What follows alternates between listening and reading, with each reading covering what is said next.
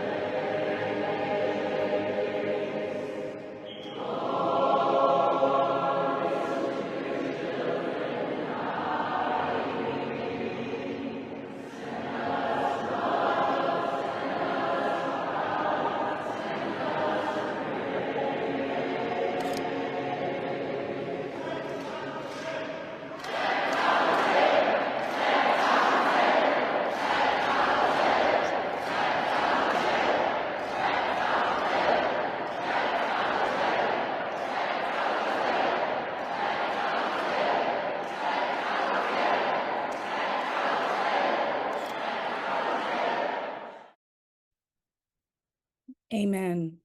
Let Gaza live. Welcome, everybody. My name is Amy Dalton, and I'm going to be your host today as we gather for this symposium, The Bible and Settler Colonialism in Palestine and Beyond. I want to start with deep respect and appreciation to the group Mennonite Action for the gathering music that we were just blessed with. It's a wonderful way to welcome us to this event, affirming our deep desire for life and liberation for the people of Gaza, as well as all people. We reach beyond ourselves with this yearning because we know we need more than our current understanding to be part of the solution. Today, we are going to take a deep dive into the root causes of the horrific violence in Palestine, Israel, that has escalated so severely over the past few months. We're honored and blessed to welcome Reverend Professor Mitri Raheb, founder and president of al-Kalima University in Bethlehem, and author of the recently published book, Decolonizing Palestine, the Land, the People, and the Bible. Professor Raheb has been helping audiences around the world to understand the Palestinian experience of settler colonialism, and in specific, the role that the Bible has played in it. We are also joined today by two respondents, Atalia Omer, a peace studies scholar from the United States, whose research has focused on articulating the possibilities of decolonized religion and Jewishness in solidarity with Palestinians. Also, we're welcoming Revelation Valunta, a New Testament scholar from the Philippines, who has been proactive and fearless in offering biblical interpretation that speaks deeply into the current crisis. Professor Raheb, Professor Omer, Professor Valunta, we welcome you with warmth and deep gratitude for your brave and needed work. I also want to welcome all the people on this call for being here. I'm particularly excited that today we have folks on this call from across the globe. And I'm grateful to the accommodations that we've all made to be here, especially folks in the US for whom it is 6:30 a.m. On the West Coast, that is, and folks in the Philippines for whom it is 10:30 p.m. So we're blessed to have each of you here. Wherever we are connecting from, we bring with us our connection to the land that we are on right now and to the people who are indigenous to that land. I myself am zooming in from the town of Ramapo in New York, which is the traditional and unceded home of Munsee Lenape peoples, including the Ramapo Lenape Nation. We give thanks and respect to the role they have played in this place, and we affirm our intention to be in solidarity with them and with all Indigenous people.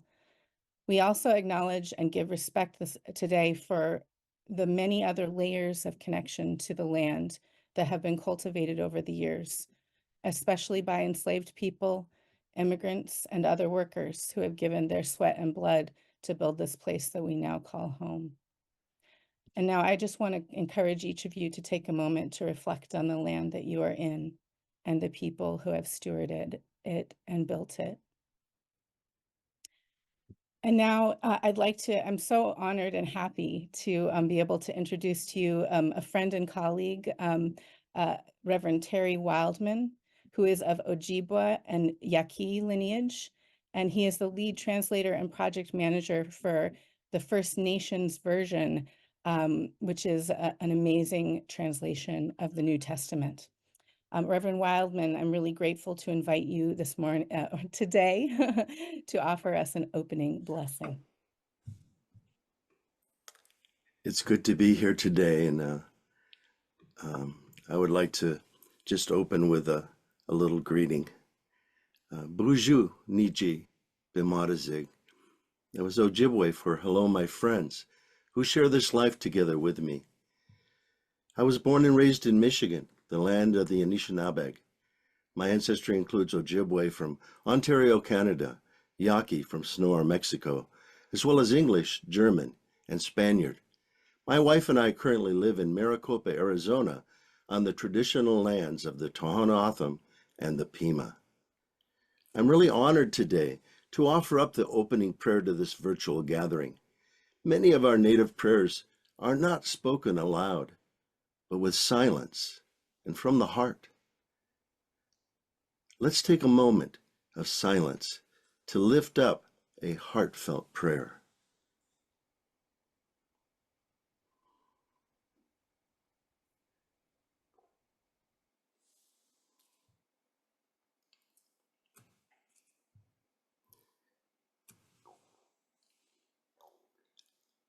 I will begin this morning with a prayer, a simple intertribal prayer.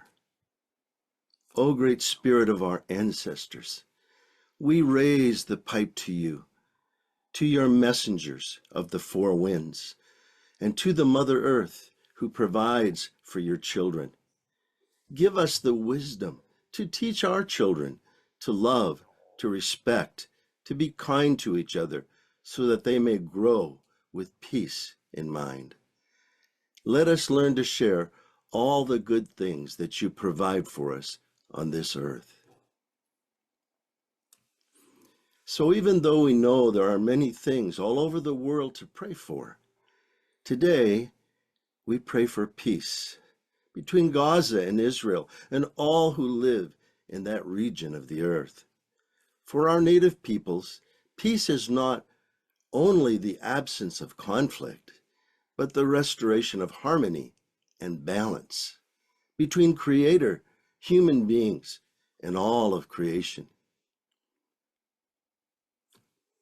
O great Spirit, we pray for peace in Gaza, the West Bank, and Israel, that there would be a ceasing of hostilities, release of the captives, and an end to the suffering, and a just restoration of all the inhabitants of Palestine.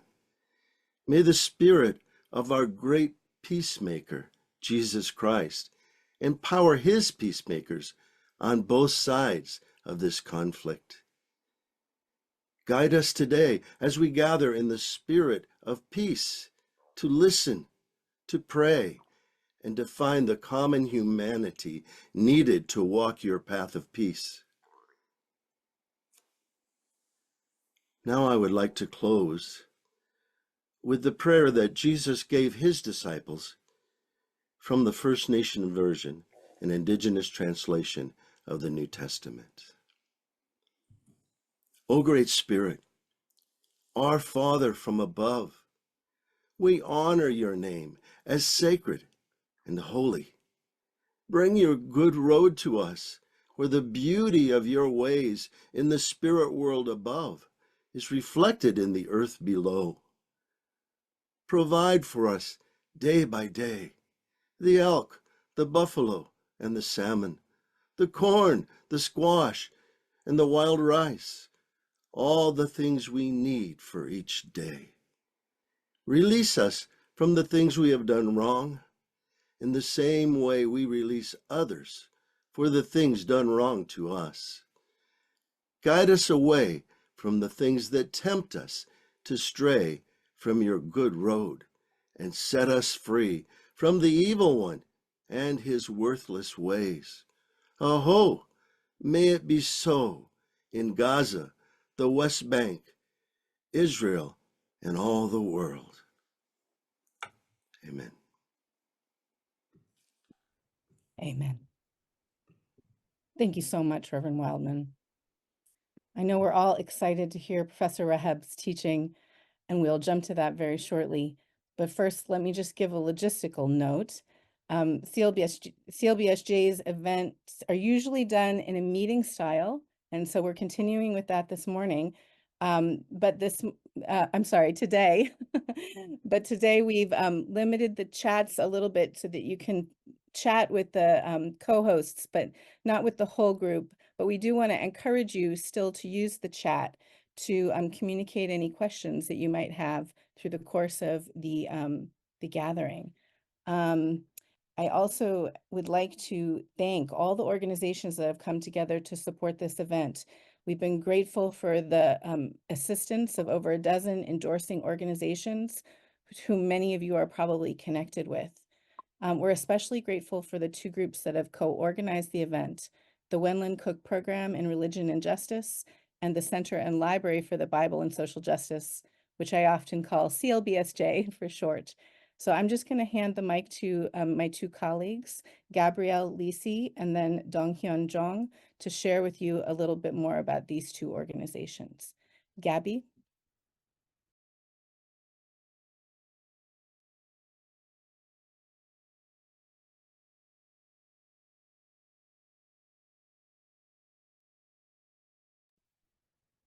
Gabby, you may still be muted. Good start for me. Good morning. Yay. I'm now unmuted.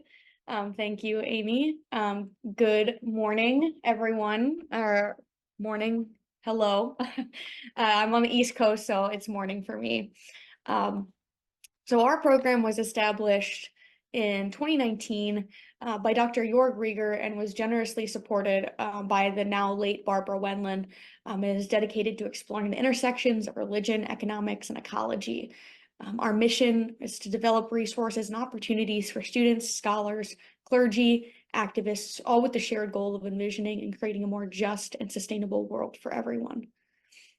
Something that we're really excited about and that we rolled out about 2 years ago now are solidarity circles. In today's world, faith leaders, as I'm sure a lot of us know, often feel isolated and underconnected. This is where solidarity circles really comes into play. They're virtual peer networks tailored for faith leaders, organizers, clergy, and community members interested in the cooperative and solidarity economy. We aim to break down isolation barriers, and it's our way of revitalizing and building positive change within the church and surrounding communities. We firmly believe that this work is intricately connected to the mission and vocation of churches, in which we'll address economic inequalities, white supremacy, and gender and sex inequities. Recently, we rolled out a brand new podcast, the Religion and Justice podcast. In each episode, we delve into the intersections of class, religion, labor, and ecology, uncovering their implications for justice. It's not just a podcast. We like to think it's a space for investigation, education, and organizing. So we do encourage you to check us out and engage in our discussions with our experts, working people, and theologians, fostering dialogue for actionable change. And then lastly, we are an academic program. Can't forget that. If you are a part of the BDS program or are intending to join Vanderbilt Divinity School, you have an opportunity to become a fellow with our program once you enroll at BDS. So I'll wrap this up very briefly, and then I'll drop all those links to everything that I spoke about in the chat. Thank you so much, Amy, once again for organizing this whole event. We are eternally grateful for this. Thank you so much, Gabby. Dong. Good morning, good afternoon, and good evening, everyone. My name is Donghyun Jong, and I am one of the board members of CLBSJ. I just want to thank y'all for being here. And also, I'm the assistant professor of New Testament at Garrett Seminary. So CLBSJ's mission is to build linkages between biblical scholars, activists, and grassroots leaders toward building a liberated and liberating understanding of Scripture for today's world. One of the ways we do this is through online events such as this. We also have other events such as Scholar Activist Series, Lenten Bible Detox, Advent Series, Black August Series, and other events. And through these events, we're able to focus our attention on how grassroots and social change work and academic scholarship both offer critical insights into our understanding of the Bible. And once again, thank you very much, everyone, for being here. And I would like to pass the virtual mic to Dr. Rieger. Thank you, Don. It is my distinct privilege not only to welcome everybody at this time for our session, but also to introduce our main presenter today, Dr. Mitri Raheb. Dr. Raheb is the founder and president of Dar al-Kalima University in Bethlehem. He is also the most widely published Palestinian theologian today. He's the author and editor of 50 books, including his most recent, Decolonizing Palestine, the Land, the People, the Bible. Other titles include In the Eye of the Storm, Middle Eastern Christians in the Age of Empire, and The Cross in Contexts, Suffering and Redemption in Palestine. His books and numerous articles have been translated so far into 13 languages, which shows you the importance of his work around the globe and his exposure to many places. In the past, he served as the senior pastor of Christmas Lutheran Church in Bethlehem from June 87 to May 2017, and also as the president of the Synod of the Evangelical Lutheran Church in Jordan and the Holy Land from 2011 to 2016. As a social entrepreneur, Reverend Raheb has founded several NGOs, including the Christian Academic Forum for Citizenship in the Arab World, and he's a founding and board member of the National Library of Palestine and a founding member of Bright Stars of Bethlehem, which is also a US 501c3 nonprofit organization. He's an elected member of the Palestinian National Council as well as the Palestinian Central Council. Dr. Raheb earned his doctorate in theology from the Venerable Philipps University in Marburg, Germany, and he holds several honorary doctorates. Here's a brief list of honors and awards. Last year, in 2022, he received an honorary doctorate of divinity from Wartburg Theological Seminary. 2017, he received a Tolerance Award from the European Academy of Science and Arts. In 2015, the prestigious Olof Palme Prize. 2012, the German Media Prize. Others include in 2006 the International Mohammed Nafi Chelebi Peace Award, and in 2007 the German Peace Award of Aachen. The work of Dr. Raheb has received wide media attention, not surprisingly, from major international media outlets. Networks include CNN, ABS, CBS, 60 Minutes, BBC, in Germany ARD, ZDF, Deutsche Welle, Bayerischer Rundfunk, Premiere, Rajuno, Stern, Economist, Newsweek, Al Jazeera, Al Majidin, the list goes on, Vanity Fair, and so on. I have had the distinct pleasure of engaging with Dr. Raheb in several places around the world over the years, including various places in Southeast Asia and Mexico. 2018, my partner Rosemary Hinkle-Krieger and I visited Dar al-Kalima University in Bethlehem for a presentation and came away profoundly impressed by its faculty, staff, students, and its leadership. Among its outstanding departments is also a creative arts program that's doing tremendous work. It is now my pleasure, without further ado, to turn over the stage to Professor Dr. Mitri Raheb, who will be with us presenting. We will have 2 presentations, 2 responses, and then there will be time for questions later. Dr. Raheb. Thank you, Jörg, Dr. Rieger, for this lengthy introduction. Thank you, Amy, for arranging this webinar, and thank you all for attending it. I looked at the names and I could see many friends who are attending as well. What I would like actually to do is to share this PowerPoint presentation with you. So I hope everyone can see it.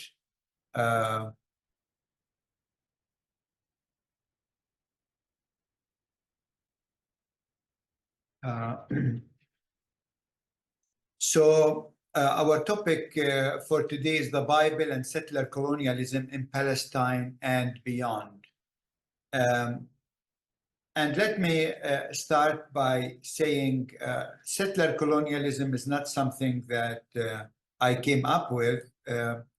This is actually a term which was reinvented in the post-Cold War era, especially in anthropology and in indigenous studies. At that time, the term post-colonial was felt inadequate, especially, in the 80s, to describe context where colonization was not yet over, but continued to constitute an ongoing reality, a structure rather than an event. And here I would like to mention two of the main actually scholars who coined this new understanding of settler colonialism. One is Patrick Wolf in his book Settler Colonialism and the Transformation of Anthropology, the Politics and Poetics of an Ethnographic Event, and Lorenzo Veracini in his also groundbreaking work, Settler Colonialism, a Theoretical Overview. Basically, I relied very much in understanding settler colonialism on their scholarly work that they have done.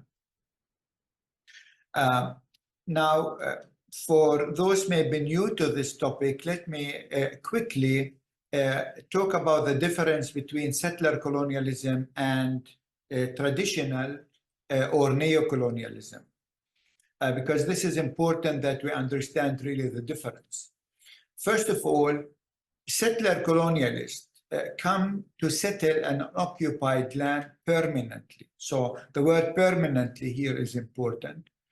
So they don't come with the intention to go back to their homeland, but to stay and occupy the land permanently, where they exercise state sovereignty and juridical control over the indigenous land and people, while ultimately, and this is important, ultimately aiming to eliminate the native people. So the idea is not to share the land with the native people, but actually to replace the native people. Second, the natives become the aliens at home, while the settlers are cast as natives. This is another important feature. A third feature is that the indigenous land is described as terra nullius, which means empty or barren land that is just waiting to be discovered, thus becoming the private property of the settlers.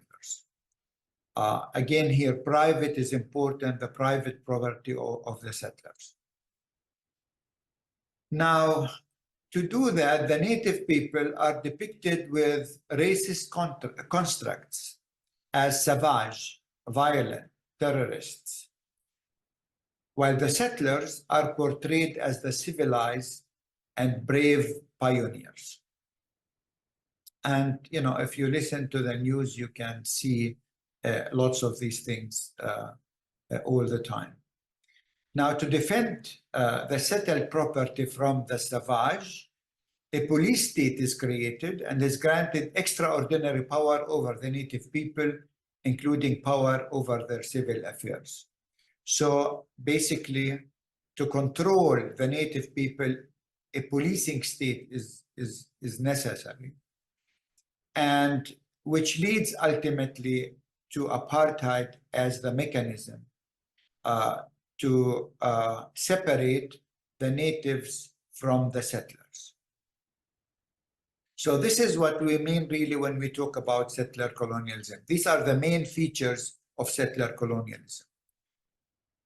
Now, the question is, can we apply it to Palestine? This is a much debated question among scholars. But actually, in the last 20 years, we can see that a huge number of scholars, including Lorenzo Veracini himself, actually applied settler colonialism to Palestine. Interestingly enough, many other, also Palestinian scholars, most of them are Israeli citizens. most of the names that you see here. But I think the most, maybe the recent and maybe most important work is the work by Rashid Khalidi, The 100 Years' War in Palestine, a history of settler colonialism and resistance, 1917 to 2017, where Rashid actually applied the idea of settler colonialism to Palestine, and I think in a very convincing way.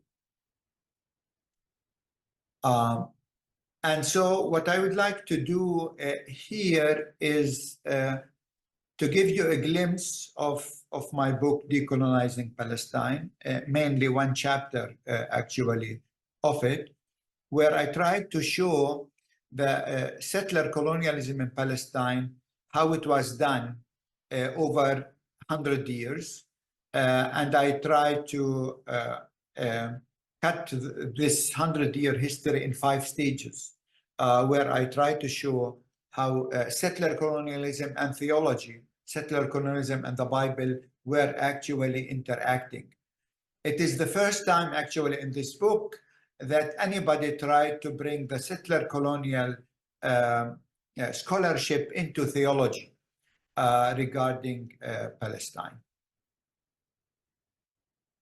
So the first stage actually starts in in Great Britain in the 19th century. And here I quote the 7th Earl of Shaftesbury. He was not only a politician, but was also very much influential in the church. He actually was the president of an organization that was aiming at converting Jews to Christianity. In 1839, which is an important year actually in the history of Palestine, because in that year, the European powers decided to come and support the Ottoman Empire against Muhammad Ali, who came from, actually Albanian, who came from Egypt, occupied Palestine in 1831, and they thought he actually constituted a threat to European interest in the region. So they came, helped the Ottomans against Muhammad Ali. And in that year, so things were really, Palestine now became in the focus of European colonialism. And so in that year, in that context, Lord Shaftesbury wrote that the soil and climate of Palestine are singularly adapted to the growth of produce required for the exigencies of Great Britain. The finest cotton may be obtained in almost unlimited abundance. Silk and madder are the staple of the country, and olive oil is now, as it ever was, the very fatness of the land. Capital and skill are all alone required. The presence of a British officer and the increased security of property which his presence will confer may invite them from these islands to the cultivation of Palestine. And the Jews who will betake themselves to agriculture in no other land, having found in the English consul a mediator between the people and the Pasha, will probably return in yet greater numbers and become once more the husbandmen of Judea and Galilee. So actually, what we see here is that Christian Zionism preceded Jewish Zionism. And the idea was actually of Shaftesbury that Great Britain need to colonize Palestine and to include it into the economic web of the empire. And this will be done actually through Jewish capital and Jewish labor. And so European Jews will become basically the subcontractor for the British colonization and the British Empire. And a few years later, in 1854, during the Crimean War, actually, we hear again Shaftesbury talking about that the Turkish Empire now, the sick man is in rapid decay. Every nation is restless. All hearts expect some great things. No one can say that we are anticipating prophecy. The requirement of it seems nearly fulfilled. And so here we see how actually Christian Zionism comes in, where prophecy starts to play an important role. And then he continues, Syria is wasted without an inhabitant. These vast and fertile regions will soon be without a ruler, without a known and acknowledged power to claim dominion. Again, look here, the terra nullius. So it is wasted land without inhabitant. So the territory must be assigned to someone or other. Can it be given to any European potentate, to any American colony, to any Asiatic foreign sovereign or tribe? Are these aspirants from Africa to fasten a demand on the soil from Hama to the river of Egypt? By the way, these four categories that are here mentioned, these were like the four racist category of races in that age.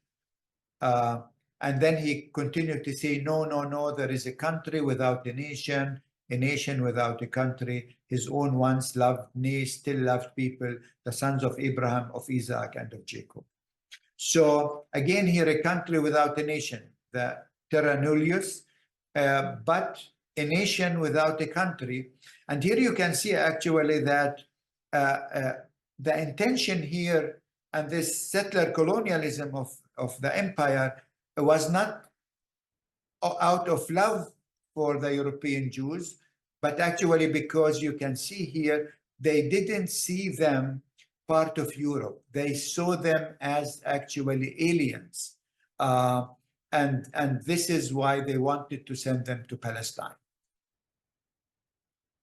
Now, this would have remained some nice ideas if it were not to Lord Balfour, who in 1917 promised Lord Rothschild actually to that Her Majesty's government view with favor the establishment in Palestine of a national home for the Jewish people.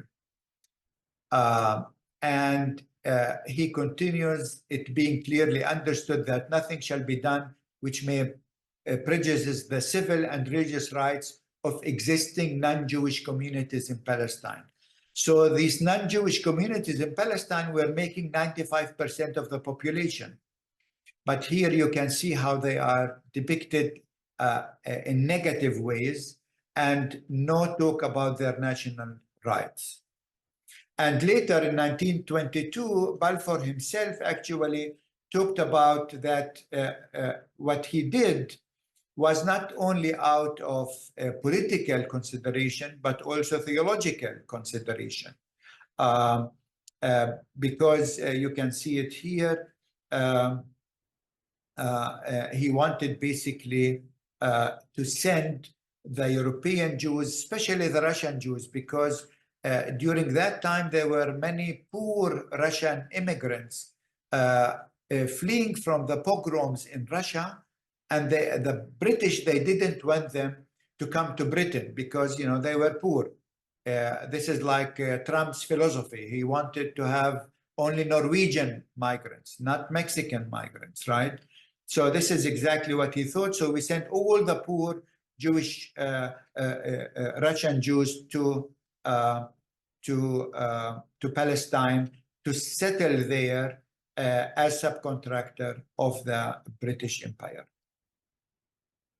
And actually, the British mandate, interestingly enough, all mandates during that time were meant to prepare the indigenous people for independence, which is a racist construct anyhow.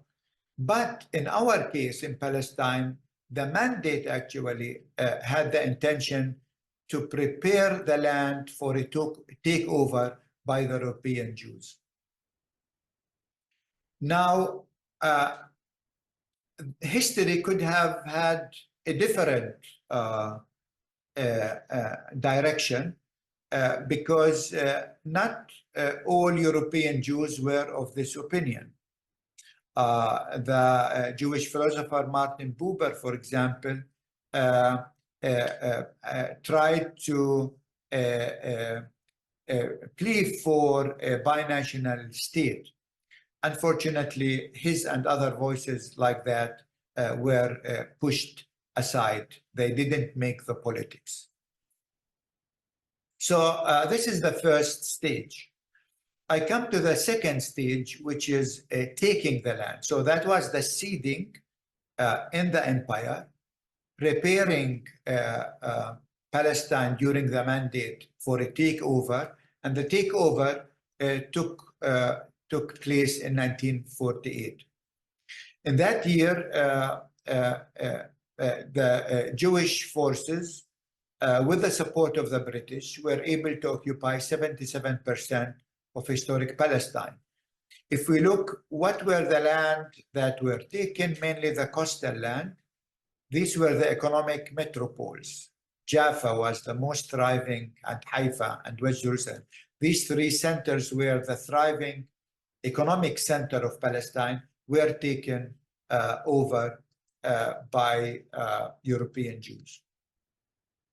That same year, over 520 Palestinian villages were fully destroyed, and even the evidence that they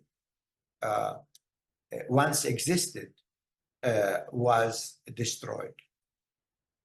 And over 800,000 Palestinians were displaced, becoming refugees. Ilan Paper, a Jewish new historian, called this ethnic cleansing. And I think the most dangerous thing, and here again you can see where the Bible comes in, the fact that the state was given a biblical name became really our main problem, because from now on people were always, somehow when they hear the word Israel at church and they hear the word Israel in the news, they think it's maybe connected or the same even. Interestingly enough, in the 1950s, in fact 58, Ben-Gurion, the president of the State of Israel at that time, he started organizing a Bible study group on no other book but the book of Joshua. And in those Bible studies, he brought the generals, the military generals, archaeologists, and religious figures. And the question that actually was discussed there vehemently is, conquest comes first or settlement? So shall we first conquest the land, occupy it, and then starting settlement, or slowly settle in the land and then take it over? I mean, these were very interesting deliberation that were taking place based on the book of Joshua. Conquest, Joshua 1 to 11, settlement, Joshua 12 to the end of the book.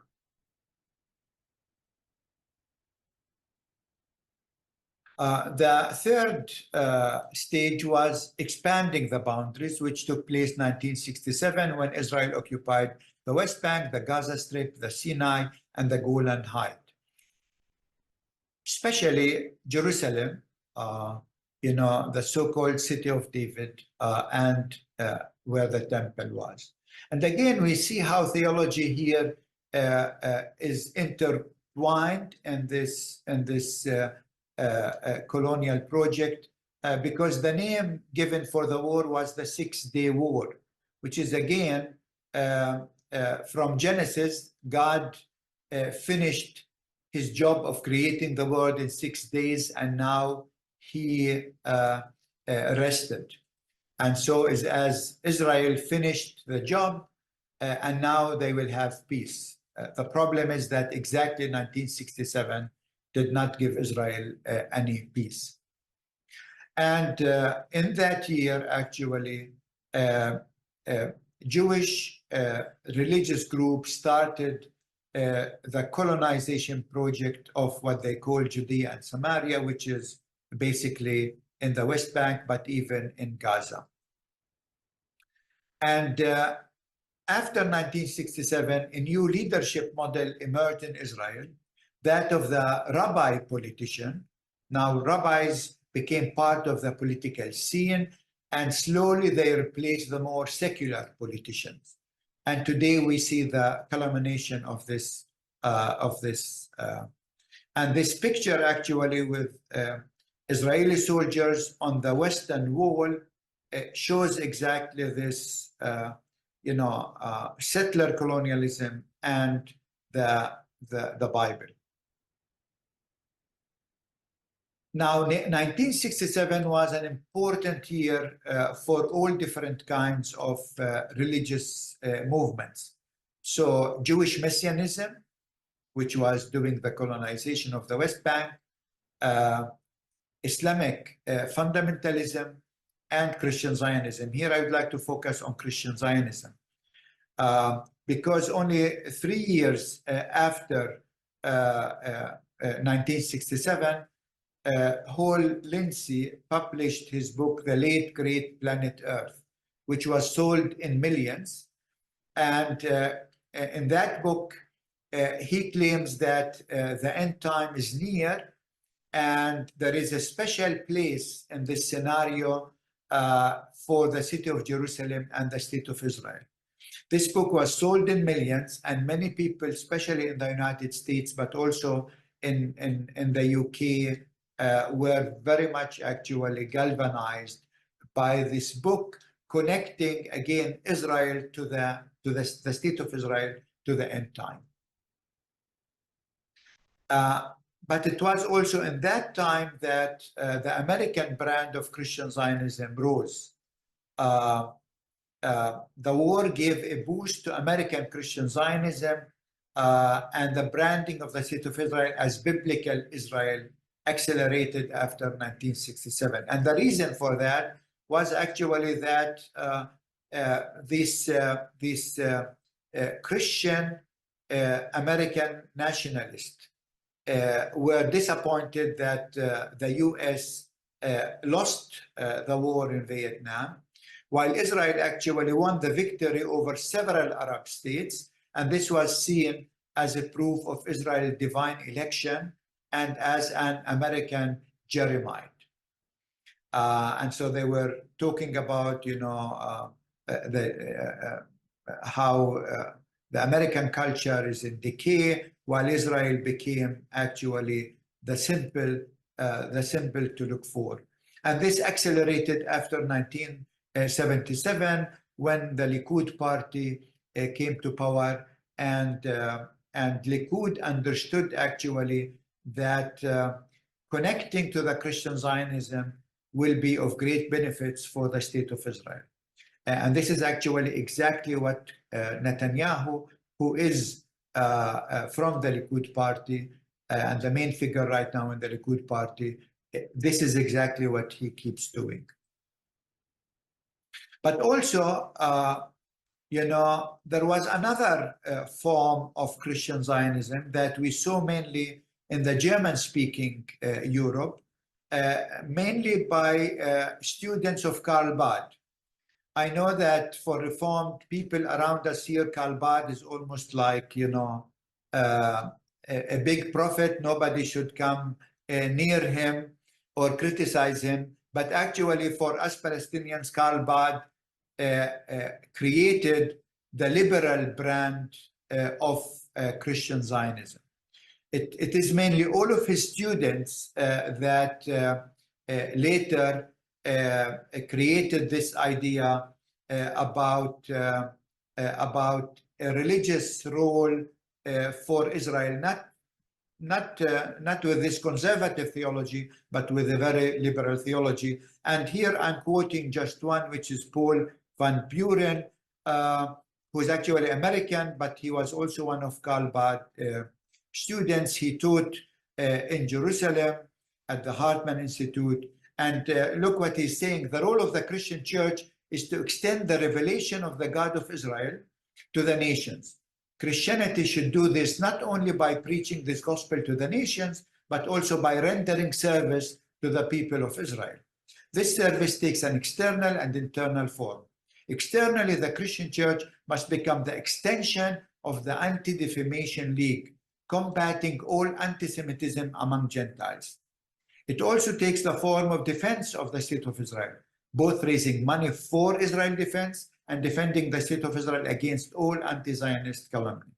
All criticism of the state of Israel, whether based on alleged injustice to the Palestinians or claims that Israel is unjust to third world peoples, are simply lies. It is the job of the Christian church to combat all these lies against Israel, being taught the truth by Jews, that is the government of the state of Israel. Now, this is one of the most liberal Christian theologians, and you can see this kind of connecting the settler colonialism with theology. The fourth stage was negotiating a compromise. In the 80s, there was a dramatic change, the collapse of the Soviet Union, fall of the Berlin Wall, end of apartheid regime, and the first Palestinian uprising, which led to the Oslo Accord. And at that time, the formula land for peace became important. And this formula actually, even Jewish rabbis like Shas and other parties said that according to the Bible, you can give up land for peace.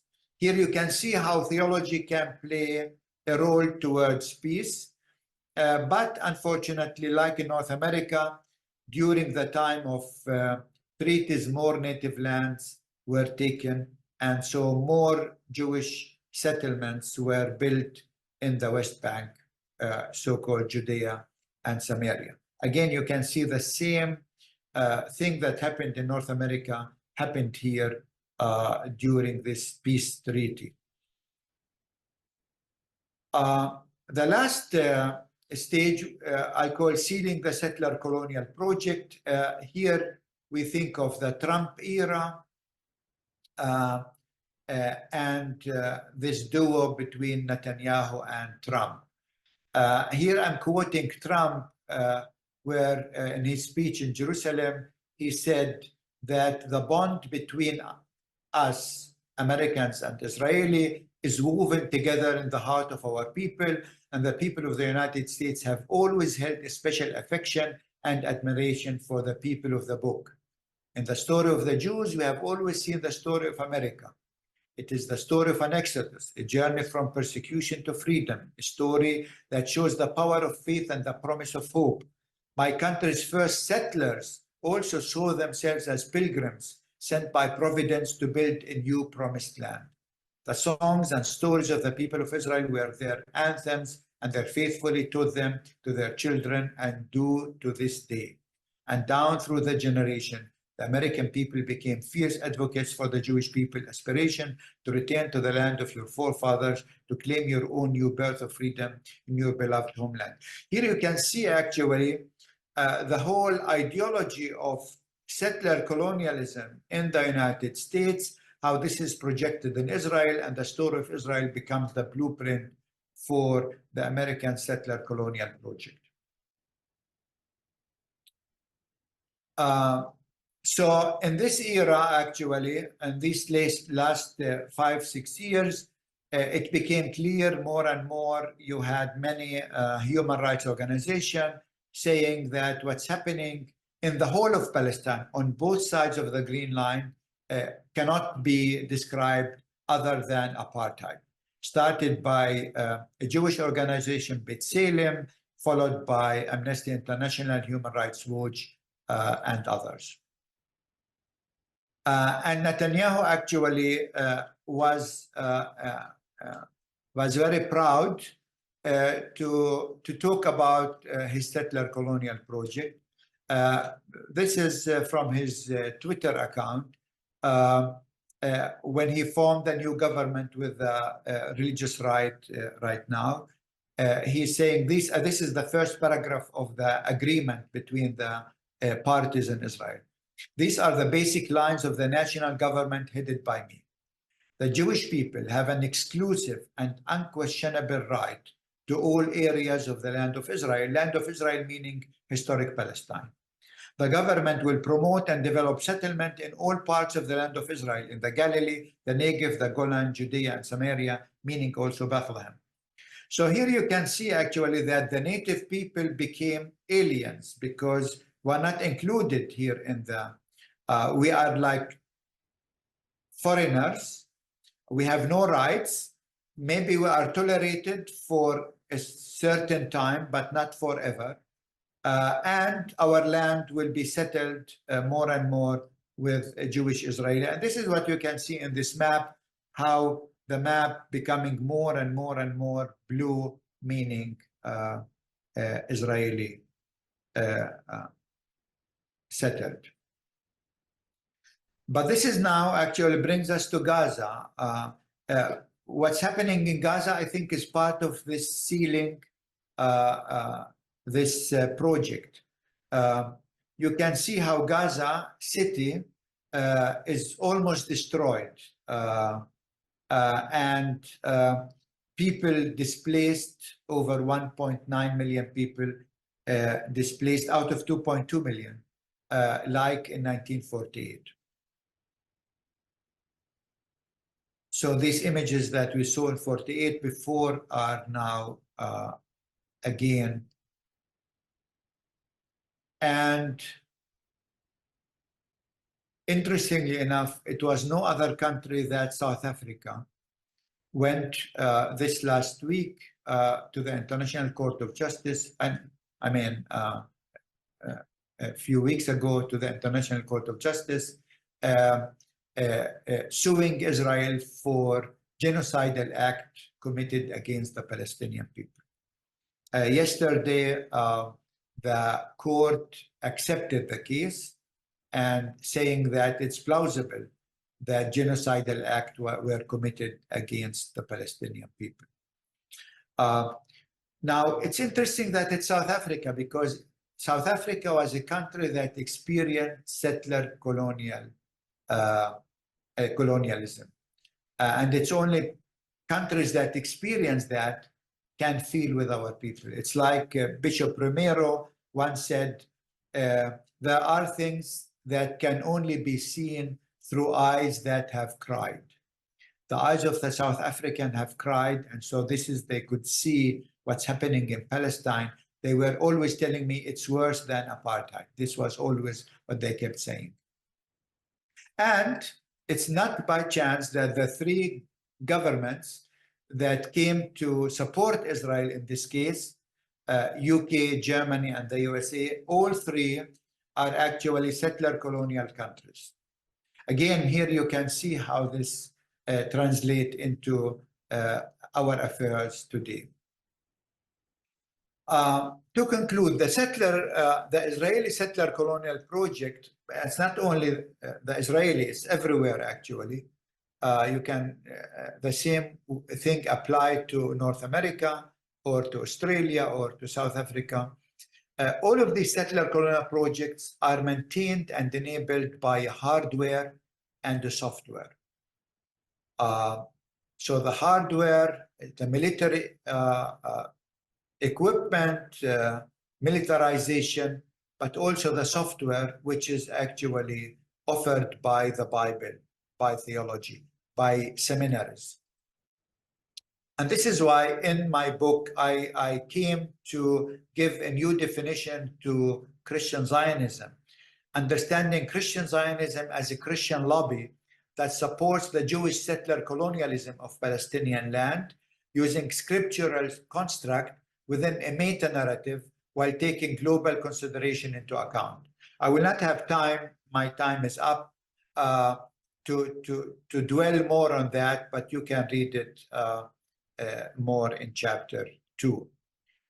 So these are, the Christian Zionists are actually the people who are offering the software for the settler colonialization of Palestine.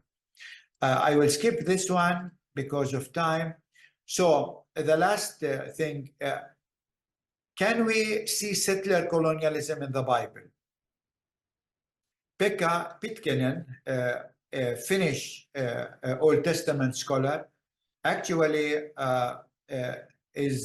showed that the first 6 books of the Old Testament include all the important features of settler colonialism, the features that I showed at the beginning of this presentation. And in my book, I tried to show that settler colonialism in the Bible is connected to 2 main themes: the land, the promised land, if you want, and the chosen people. And this is why we can say that the blueprint for settler colonialism is the book of Joshua.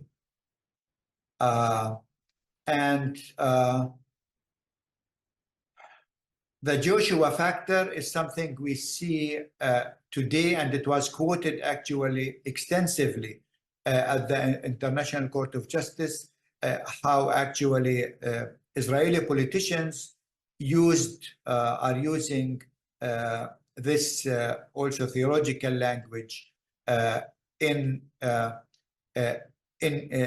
against Gaza.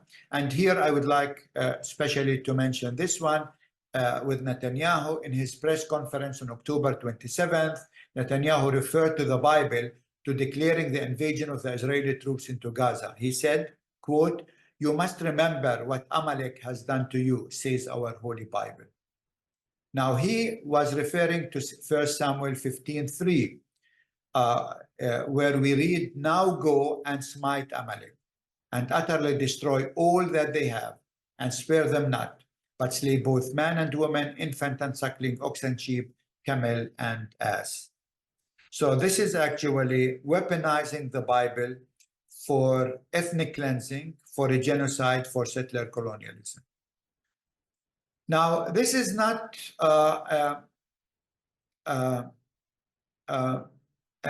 to conclude. The Bible for me is like a bazaar, like the bazaar in the old city of Jerusalem. There you can find almost everything. The question for us is the Bible a tool for colonization or liberation? Now, if you're looking for text of settler colonialism, go to Joshua. Though this book, by the way, this book is fiction. It's a story, not history. It was written much later. It's a kind of wishful thinking, but it was used in almost all settler colonial projects in the 4 continents. Now, if you are looking for text to support justice for the oppressed, you go to the prophets or to Jesus. So what you find in the Bible says not so much about the Bible, but about you. It doesn't matter if you are a Jew or a Christian. You will find there what you are looking for. So let's together dismantle all settler colonial structures and work towards a land that is shared equally, a society that is inclusive in nature and where faith is a source for liberation and innovation. Here, again, you can see, in contrast to the picture of Netanyahu, how Jewish elders can see in the Bible and in their faith something totally different. And so what you find in the Bible talks more about you, says more about you than about the Bible itself. And I would end with this slide. What to do? We need to celebrate our resilience. We need to celebrate the resilience of the native people. After 400 years of settler colonialism, they are still there fighting for their culture. After 400 years of slavery, African Americans are still there fighting for their rights. After 100 years war by the empire against the Palestinian people, we are still here, resilient. We need to keep exposing Zionism and racism as tools for settler colonialism, and to develop theology of liberation.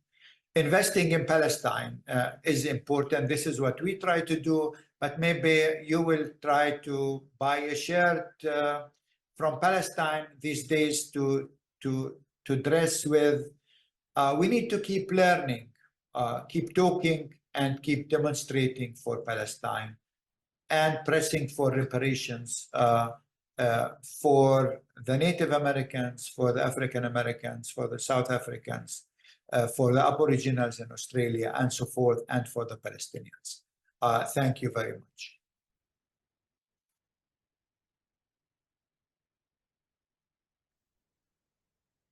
Thank you so much, Dr. Rahab. There's a lot to chew on there.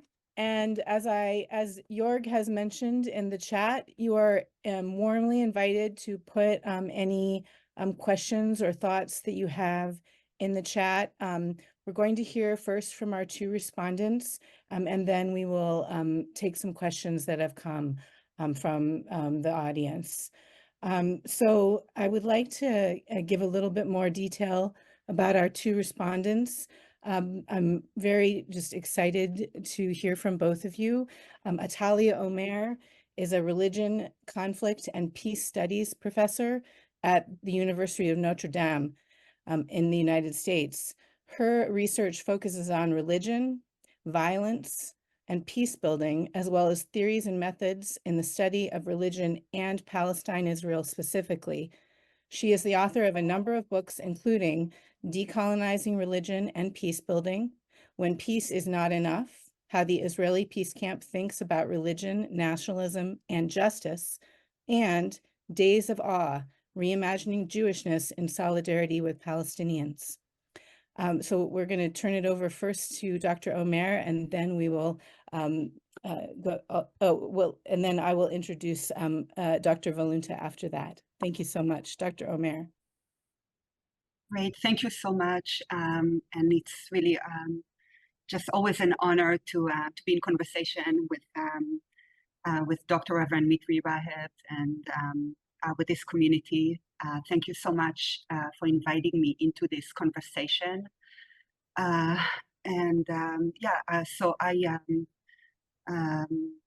I want to say a few words about Dr. Rahab's brilliant book, because for me, it's really not just a book. What it does so precisely and methodically is to illuminate the possibility of a decolonial future through this analysis that we kind of, in the past half hour, we kind of got a glimpse into the work of the book and what the book is doing, and how it also builds on Dr. Rahab's previous work. So for me, as a Jewish Israeli person who is also a scholar in the study of religion, ethics, and politics, the book and the thesis, the argument, the work broadly amounts to a crucial and necessary intervention that help us to think along theological lines, but perhaps most critically also through the lived experiences, the histories of Palestinians, and the realness and concreteness. So the book, and also it came through in the presentation just now, really illuminates and foregrounds the tensions between fantasies about the land and the real experience and concreteness of people and people's lives, and going to the market, to the bazaar, and so forth. This book, again, along with the broader conversation about settler colonialism and the modern history of Palestine, it really captures the loss, the profound loss of what Professor Osama Makdisi calls the ecumenical framework that operated in the region and that predated the violent division and the sectarian logic that came to dominate the MENA region. And this is really a story that reflects an ongoing violence of Western Christian colonial dynamics as they continue to play out today in the realities of the region. So this is very critical because the kind of work that Dr. Raheb is doing here and others is that it's really important not to bracket the ongoing Western Christian colonial logic as it plays out in Palestine. So as we saw, Dr. Raheb's focus on the settler colonial frame is one of the innovative dimensions of the work is to put it in conversation with Christian theology, specifically Christian Zionism. And this kind of work is really crucial for thinking generatively and constructively about decolonization and what decolonization would mean. Dr. Raheb mentioned Patrick Wolf and Verancini. They are important, but it's really important to underscore the vast quantity of Palestinian scholarship, naming the realities on the ground, going back to even to let's say the beginning point in Rashid Khalidi, 1917, of the Palestinian scholarship that named it from the very beginning as a form of settler colonial violence. But it's also important to note, and in many respects it connects to where Dr. Raheb ended with the Palestinian resilience, how the analysis, bringing in the analysis, the explanatory framework of settler colonialism in order to name the realities and the history is also combined with the connection of Palestinian scholars and activists to indigenous studies. This is really important because that settler colonialism studies is not the same as indigenous studies in the sense that indigenous studies really center or decenter the settlers. When you only deploy settler colonial frame, the settlers are at the center of the story. And so indigenous studies and indigenous knowledges in the plural are centered in indigenous studies. So this is really interesting and important, I think, to put the conversation in that context. So I want to say something now next about the book of Joshua that was mentioned, and also how central it is to the Zionist discourse. And even though there is an inclination to say, the good old Zionist discourse is liberal and attentive to various kind of like international norms, and it's really critical to note, and this is why it's so important to go back to these early moments and think through a settler colonial lens, how secular articulation of Zionism or political Zionism had to rely on a biblical logic and a biblical story. And the book of Joshua is critical in that. It has been critical in the framing of the curriculum within Israel, and this in combination with how the science of biblical archaeology has been deployed in violent ways to really transform the land and to create the realities, those structures of occupation, of apartheid, of settler colonialism is really key. And I wanted to highlight how kind of the tensions and contradictions, because yes, like Mitri said, we have the operative language of terra nullius that is so central to the settler colonial discourse and how it draws on the Bible.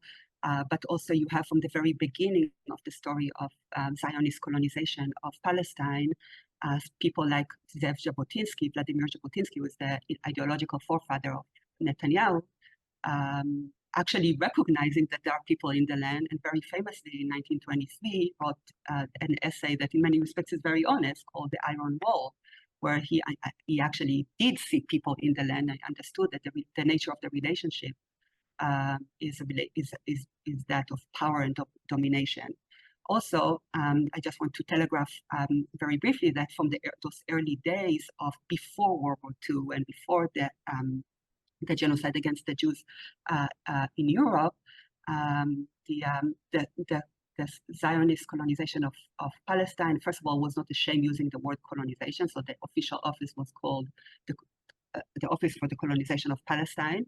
And even though the leaders saw themselves as not religious, but Zionist and nationalist, they use theological concept, like every time they would purchase land from absentee landowners in Palestine, they would render this land Judaized or redeemed. So this is just to kind of telegraph telegraph how reliant the Jewish Zionist discourse is on kind of what may be called the biblical grammar, and also how the secular form of Zionism is not the binary of religious messianic Zionism that now really dominates the discourse in Palestine, Israel, in the Israeli context. So I would just perhaps, as I see that my time is getting to be over, I would just go back to the issue of Amalek, with which Mitri concluded his analysis, because it's very telling in how, in many respects, the discourse is so anti-tradition and anti-Jewish. I mean, I agree completely that Zionism, Jewish Zionism, how it dominates and really is hegemonic at the moment, in the sense that it's so difficult to differentiate, to be Jewish outside of the Zionist discourse.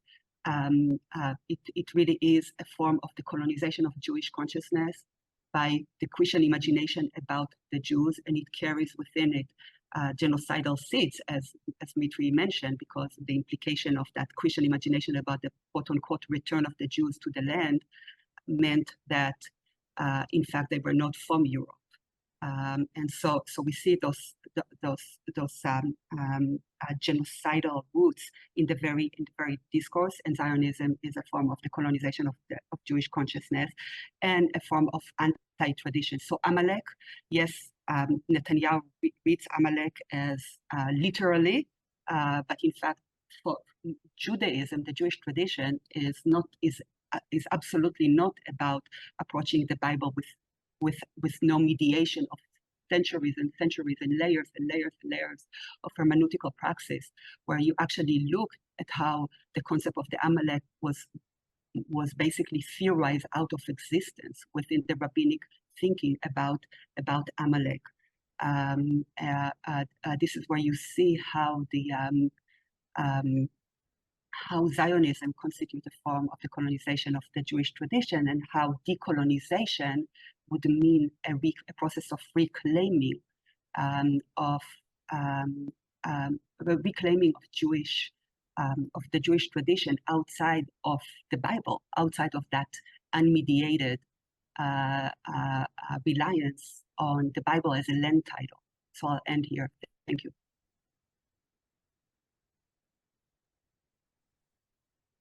The Bible as a land title. I'm going to remember that one. Thank you, Dr. Omer. Next, we are blessed to hear from Dr. Revelation Volunta. Dr. Volunta is a professor of New Testament. Just bring up my notes here. Thank you for your patience. Professor of New Testament and Cultural Studies at Union Theological Seminary in the Philippines. He also serves as director of Union Theological Seminary's Master of Theology program and supervises the seminary's theological education for an Economy of Life partnership with the Council for World Missions. And in working with Revelation on this event, I've learned that he is a virtual node networking all sorts of organizations. He is just, clearly building transformative relationships with so many people, and I'm grateful to you for that, Dr. Volunta.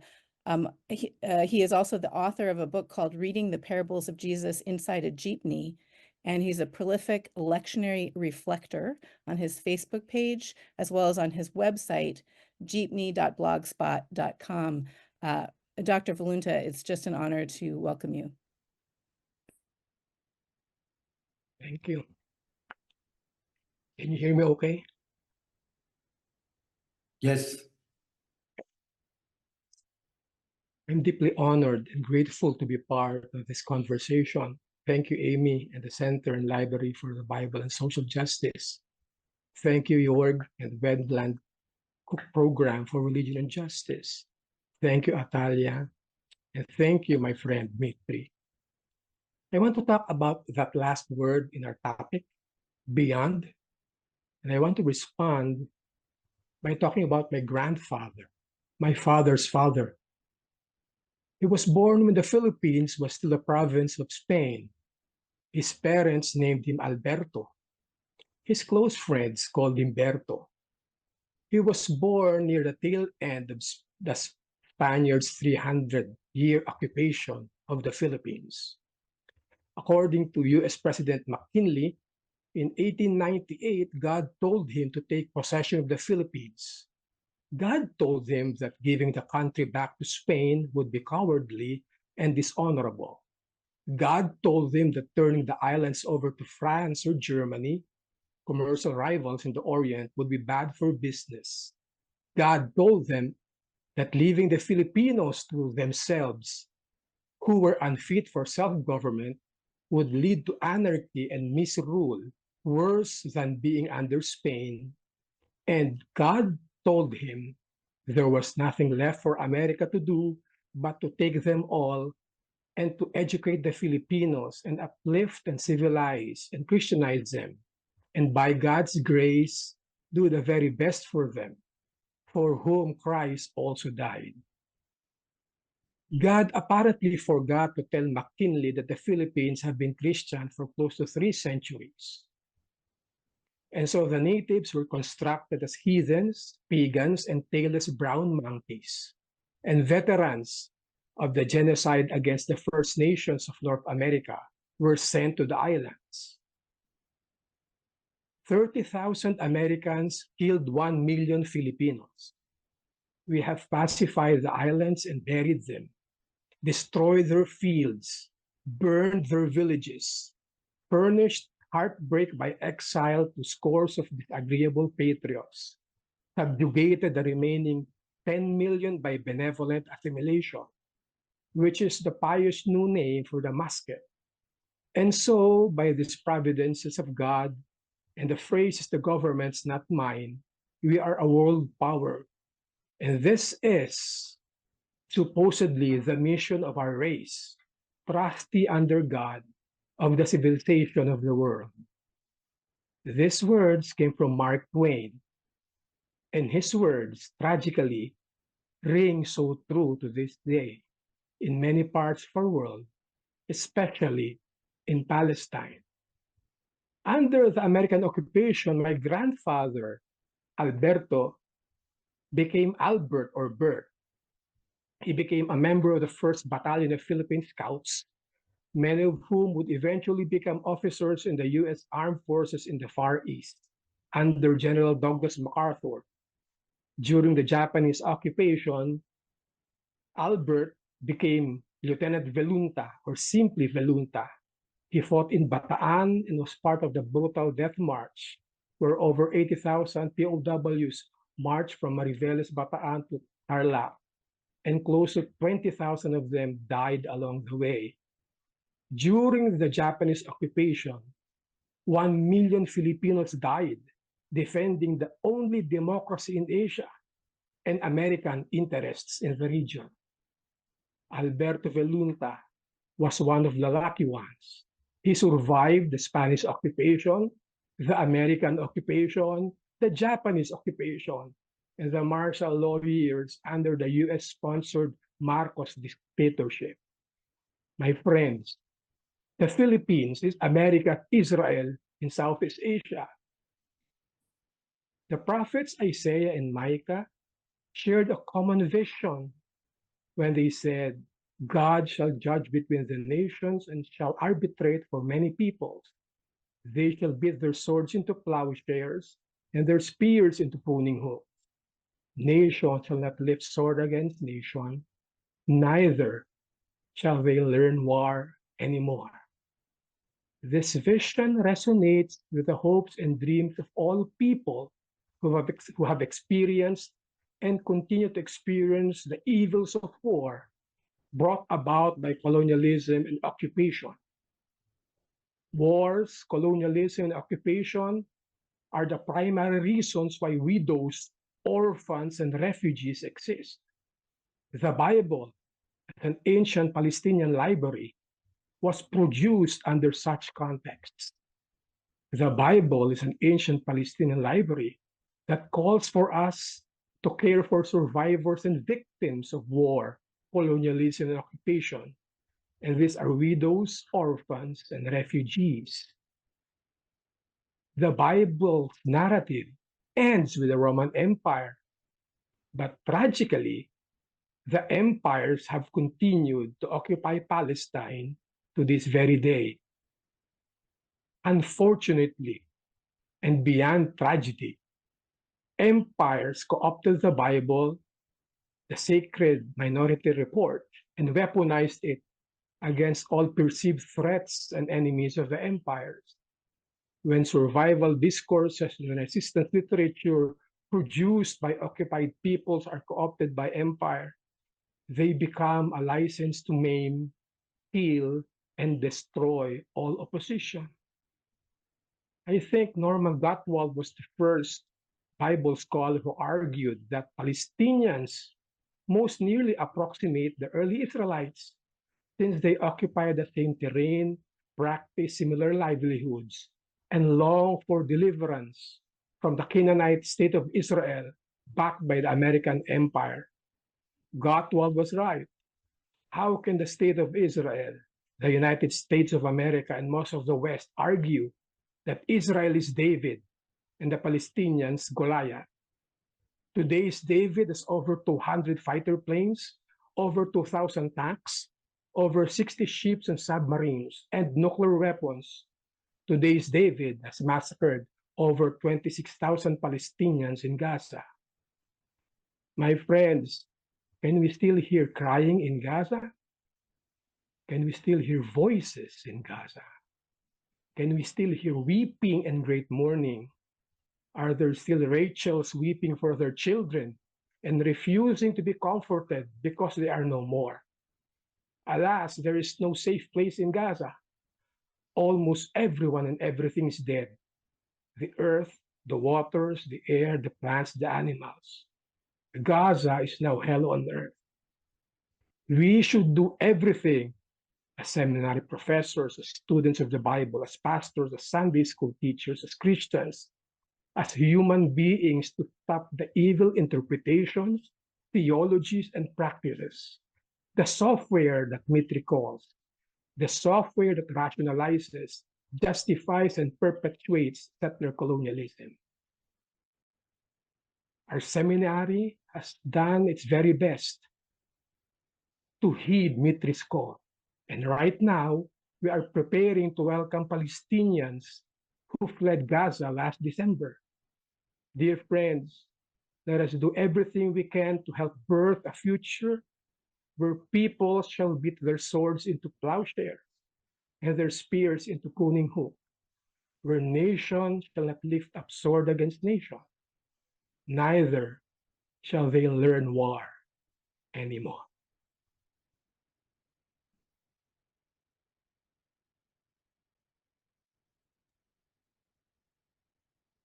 Thank you so much, Dr. Volunta, Dr. Omer, and of course, Dr. Raheb for the main presentation. Excuse me. The program gives me 5 minutes to thank everybody and sum it up. I think we're all immensely grateful. We have so many people with us today who are all raising good questions. So thank you so much for these profound insights into various situations in our world today, and of course questions this raises for our own work with the Bible and theological studies. I have already received a number of questions, so please keep sending them. I've been collecting them, and I will be posing them to the presenters in just a minute. But let me add a few words in reflection on what has been said, and maybe leading over to our next time of conversation and discussion. So please keep posting your questions. We'll get to them in just a minute. In the beginning of his new book that we heard about now, Dr. Raheb talks about the difference between Palestine as a place where real people live and Palestine as an idea which exists in the heads of most Christians in the West. I think this is what we are beginning to realize, that there's a difference between ideas and the lived reality. So for us to realize the lived reality, to learn, to hear about that is crucial, because we cannot simply live in our heads. We have to double check what ideas are in our heads and what is happening on the ground. Very important, let me underscore what Dr. Raheb said, namely that we have a situation where this is the problem not only of a small group of people, this is the problem not only in US language of evangelicals, but it is also the problem of liberals. It is the problem of so many of us that we don't know what is going on. So I greatly appreciate the reminders from our two respondents to pay attention to lived experiences on the ground. Dr. Omer reminded us of the importance of indigenous knowledges. This is one of the basic principles of decolonial theory, but this is the kind of ongoing work that we have to be doing. This is not just a matter of having a seminar on a Saturday morning, but this is a research project, if you will, where we have to look at what is going on. And she opened that door for us, and she's doing that in her own work, which I commend and recommend for reading at this point. In her presentation, one of the big insights here that is not commonly around where I do my work is that there is a possibility of being Jewish outside of the Zionist discourse. I think this is a confusion that oftentimes is in people's minds, assuming that Jewishness is identical with Zionism. She's arguing there are other ways of reclaiming the Jewish heritage, and perhaps in her account, more faithful ways, because engaging hundreds, thousands of years really of rabbinic thinking, engaging traditions that we may not be aware of is really crucial. The same is true, I would argue, for Christians. To assume that there is only one Christian position here is actually a fallacy, and I think it's an imperial fallacy, in the sense that dominant Christianity wants us all to believe there is only one position. Following Dr. Omer's lead, I would argue that the work for Christians themselves is to explore their own traditions, to see how 2,000 years of history, of theological work might actually apply here and make us think in various ways. That, of course, applies to the biblical work as well. Dr. Vilunta especially reminded us again of the importance of lived experiences, giving some examples from his own background in the Philippines, which I think are quite crucial. One could, of course, add many other experiences from other parts around the world, but thank you for being so specific, Dr. Vilunta, and helping us think about this. I will now take the privilege of the moderator and pose a first question to Dr. Raheb myself. Again, thank you so much for your extensive presentation. There have been some requests for the PowerPoints, if you're willing to share them, and we could make that connection later. But your presentation talking about the lived experience and of course also the history. This is always the crucial thing here, not to think merely in terms of ideas, but in terms of the histories, in terms of what actually happened, who wins and who loses. It seems like there are two players here. There's on the one hand the settlers, and on the other hand the indigenous populations. This is one of the takeaways I think I got from your presentation, Dr. Raheb. But early on in your presentation, you talked about the early history where the early settlers, long before the state of Israel, were actually European Jews that were sent to the Palestinian lands by the European authorities due to their own interests, and of course due to their own imperial aspirations. And so early on, it looks like there are three players. There's the settlers, who are in some ways a pawn in the hands of the imperial powers. There's the indigenous population, but then there are the colonial powers. And I'm wondering, this is the first question I would like to pose, whether it might be helpful today to think in this way as well, because one of the conversations I'm finding in the academy when it comes to settler colonialism is that too quickly all settlers are equally blamed without asking the question of who is actually sending the settlers, who has an interest, who is winning and who is losing. So let me turn over the microphone back to Dr. Raheb, and then we'll open it up to all the other questions that are now being raised. And thank you again, all three of you, for these insightful presentations. Yeah, thank you. Thank you, Atalia and Revelation, for your comments. Very helpful, very important. And now regarding your question, Jörg, I think what I tried to do actually is, no, I started with, if you want, 1917 with Balfour, the British Empire, and I ended with Trump, the American Empire.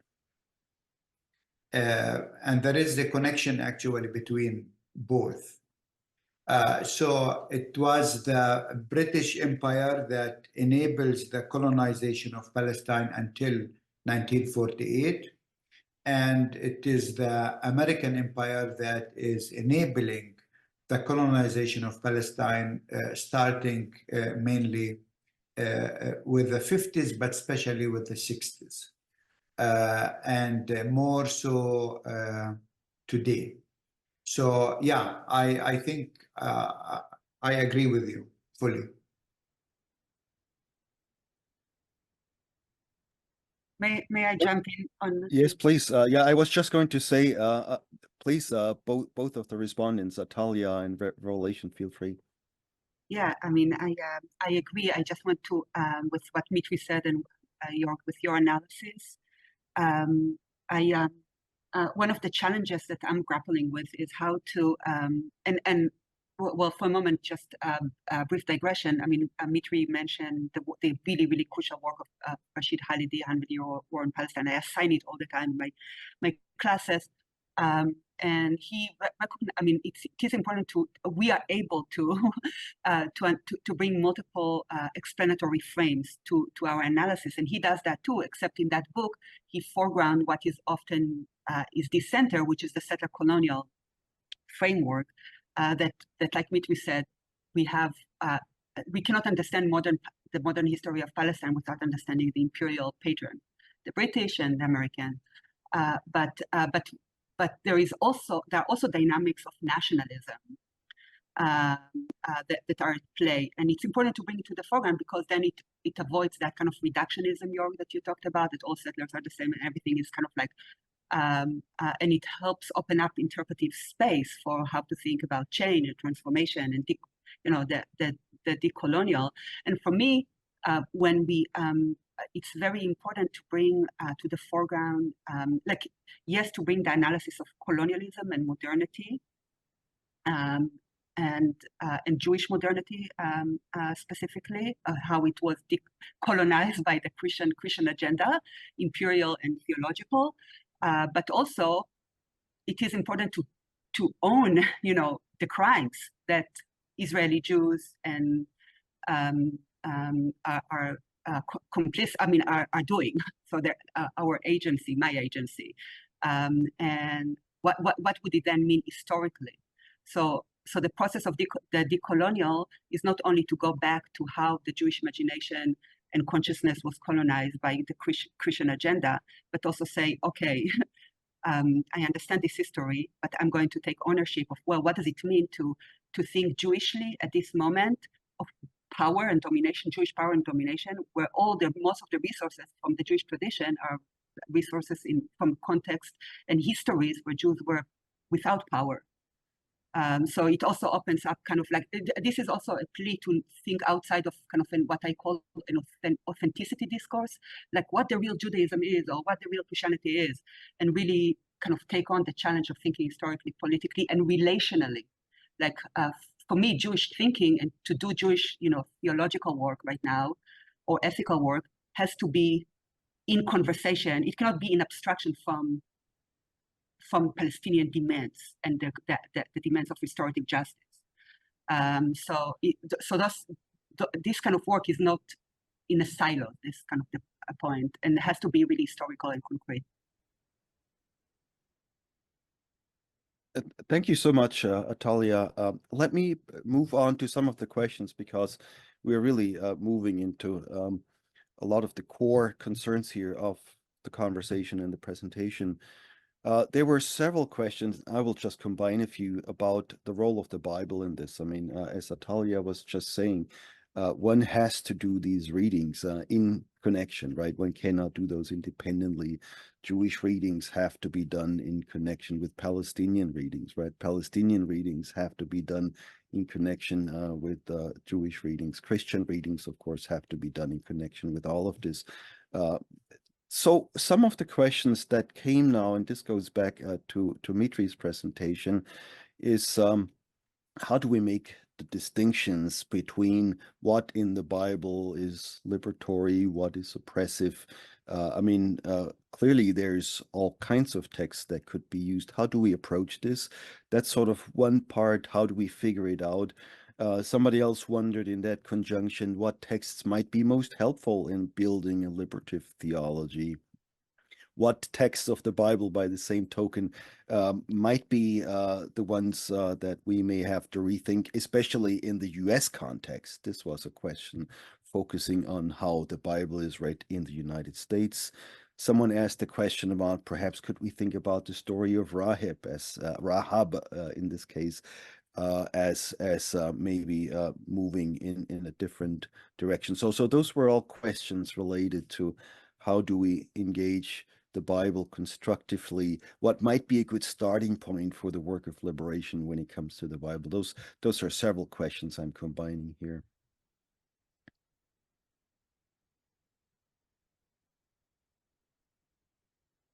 I mean, that's a very important question. It's not easy to answer it, actually. I mean, traditionally, the question is about what hermeneutical key do we have to understanding scripture. Now, in a classical way, one would say Jesus is the key. Jesus is the answer, whatever that means, because even if you say Jesus is the key, you can understand Jesus so many ways that it really doesn't help at the end of the day. For me, there are maybe three things quickly that I think are important when you talk about hermeneutic. One is it's important to understand the original context of the text. And so if we come to as I said, the story of Joshua, this is fiction. This is not something that took place. These were the Judeans, in the 6th century BC, who were fantasizing about, again, controlling all of Palestine, pushing the Assyrians out, etc. So it's fictional. And this helps us actually to understand the what we call in German Sitzungsleben, the original setting of the text. But then we need always, for me, important to look at the reception history. And the reception history of the book of Joshua is very bloody, which actually should raise a flag for us. So we need to be careful, because then these texts were misused over and over and over again by colonizers. So this is important. Third, I like to, and this brings me to what Atalia said about indigenous studies, to listen to how, for me, for example, how people in Palestine deal with some of these issues as people who have been struggling with these questions. So indigenous voices are important. And last but not least, for me, justice is key in everything we do. Is my interpretation could be a helpful tool towards justice, liberation, or could be a tool toward oppression and colonization. We need to ask always this question to ourselves, because all of us, we can misuse the Bible in so many different ways. Maybe we can add also one, which is in this case, to have a conversation about this. For me to have a conversation with Atalia about how would this sound in Jewish ears, for example. What interesting insight can I find in maybe even in Muslim, scholarly work? So I think that the dialogue is an important also aspect in hermeneutics today. Thank you. Revelation, please go ahead. Yeah. Just to pick up on what Mitri said, Joel Biden always says, in America, like close to 80% of Americans believe that the Bible is God's word. But the same 80% don't read the Bible. And they use it as a prop, and Trump is the primary example of someone who uses the Bible as a prop. The Bible says this, the Bible says that. But even the word Bible is a library. And when you're Protestant, it's 66 books. If you're Roman Catholic, it's 73. If you're Orthodox, it's 81. If you're Jewish, it's 24 scrolls. So even the word itself requires what Mitri is saying, a dialogue. And because it's a library, we choose. And even if you follow most Protestants actually don't follow Jesus when it comes to the Bible. They follow St. Paul. But if we think we are Christian, or if we believe that we are Christian, then probably the first choice is Jesus. And then let's start the context, like what we've been told. Jesus preached a gospel for the poor, not just a gospel. It's a gospel for the poor. And the key, at least for me and for the community I serve, to understanding Jesus hermeneutically is justice. That's why I'm so happy that the two sponsors of this group are groups committed to justice. Thank you, Revelation. So here is, I think, one of the basic challenges, right? As we look at this overall structure that we have been discussing, there is a deep role that Christianity itself is playing that has to be reflected. The Bible, the Christian Bible here specifically, has been used by Christians in various ways. So we've discussed this. There were some other questions about this. Of course, this goes back, somebody reminded us, all the way to Emperor Constantine in the 4th century, where Christianity begins playing an important role in empires. There are two other questions I want to bring up because they broaden the perspective beyond specifically the Christian position here. Someone asked, and this is really, I think, for Palestine, one of the crucial questions. What is the intersection of this Christian liberation theology with Islamic views? I'm editing a book series with a publisher and just received a document, a book manuscript from two young Palestinian Christian theologians who are making very strong arguments about the importance of this Christian-Islamic interaction in Palestine. So this is a question especially for Dr. Raheb. And then there was a question for Atalia Omer about what is the Jewish population in Israel doing? Because there's sort of this misunderstanding, I think, in the United States that the Jewish state is identical with the Jewish population. And of course, this is how people look at America in other places of the world. They think America is an empire, and therefore all of the American population is equally supporting what we see as the American empire, which is of course not true. So getting a little bit deeper here, Mitri, what is the Islamic connection here? And Atalia, what about the Jewish population in Israel? Yeah, I think this is also a very important question. In my book, I tried just in one chapter to bring in Quranic understanding when I talk about the chosen people, and how the Quran actually had a problem with that, and developed a totally different understanding of what we call salvation history, which is decentralized, which I think is amazing. So I tried to do that only there in that chapter.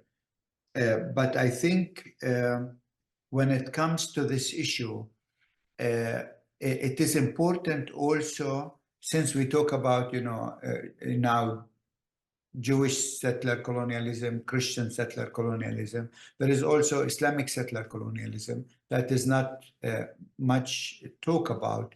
But what Indonesia, for example, is doing in some parts of Papua and others, it's something that we need to also, I think, to bring into discussion. What was the ideology that was used there? It might be interesting to look at it.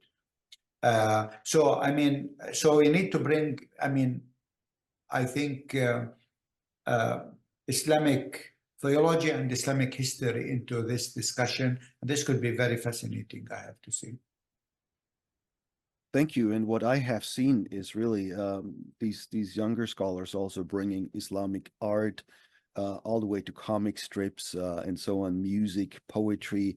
That is yet another resource for this indigenous voice that we're all seeking in our own ways, whether in the Philippines or in Palestine or in the United States for that matter. Now, Atalia, the Jewish population. Yeah, I have a lot to say about that. I'll try to be succinct. So yeah, it's very important, absolutely, and it goes back to my initial remarks to understand historically how come a particular narrative about Jewish history and Jewish meaning, a teleological narrative about Jewish history and meaning became dominant, and teleological meaning that really kind of the essence of Jewish history and the destination of Jewish history is in that presumed return, which we've already established is a form of the Christian imagination about the Jews. And so what you see here, you see, and I trace in my book, Days of Awe, Reimagining Jewishness in Solidarity with Palestinians, how specifically American Jews develop a critique of this particular teleology. And this critique comes often through the realization of, the realities, the historical, political, and realities on the ground of the occupation, of apartheid, of colonialism. They make connections to a broader analysis of white supremacy because they're also deeply rooted in the American context and American critique and social justice movement. So you have that kind of challenge to hegemonic analysis about Judaism, like the conflation of Judaism and Jewishness with an ideology, a settler colonial apartheid ideology, exclusionary Jewish supremacist ideology. This is what Palestine, Israel, the whole space is defined through Jewish supremacy, which is, it goes back to the different reports that Mitri mentioned of B'Tselem, Human Rights Watch, and so forth. So in the context of Israel, the situation is very tragic, and for the most part, and especially in the current moment, if one is attuned to the kind of conversations that are happening in Jewish-Israeli spaces, it's very exclusionary and profoundly troubling. It has a history where many Jewish Israelis grew up, incubated in the stories of Joshua, and including in that, and perhaps primarily in the secular educational spaces, where there is an active effort to suppress the history and memory of the Nakba, of the Palestinian catastrophe of 1948, as an event, but also as an ongoing structure, the ongoing Nakba. But you do have a very strong organizing from the ground up.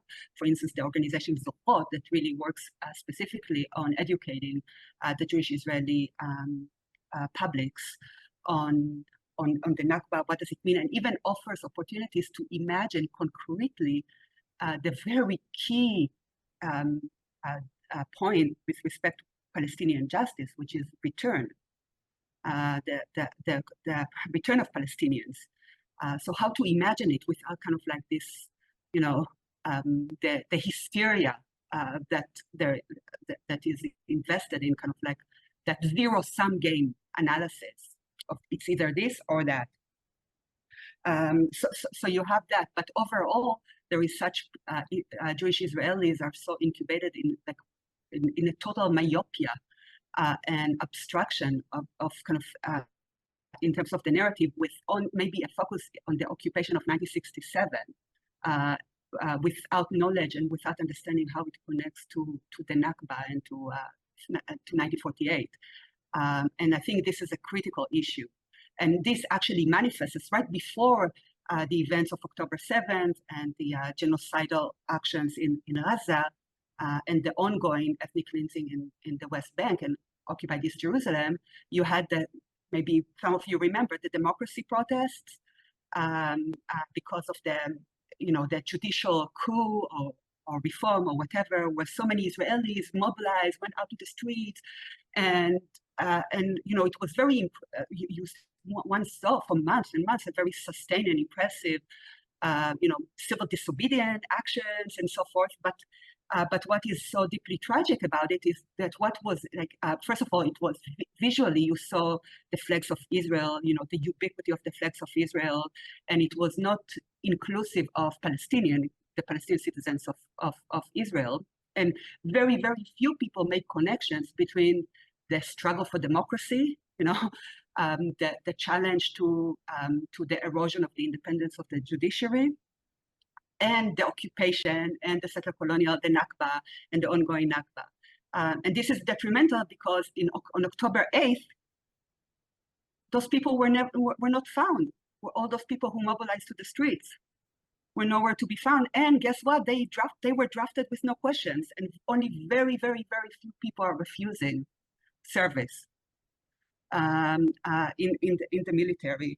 But having said that, there are also currents within Israeli society that are deeply religious and offer a critique of the occupation grounded not in some sort of like kind of liberal, myopic, secular discourse, but grounded in their religiosity. So when I take students to Palestine, Israel, we meet with some of those activists who are deeply religious. And what does it mean? They actually have literacy in the tradition. To only know a few verses in the Bible, that's a form of illiteracy, of religious illiteracy. They actually know all the layers and layers and layers of traditional rabbinic interpretations. And at the end of the day, they say, my sovereign is God. And and this is why I go and do like solidarity work with Palestinians, and I'm anti-occupation.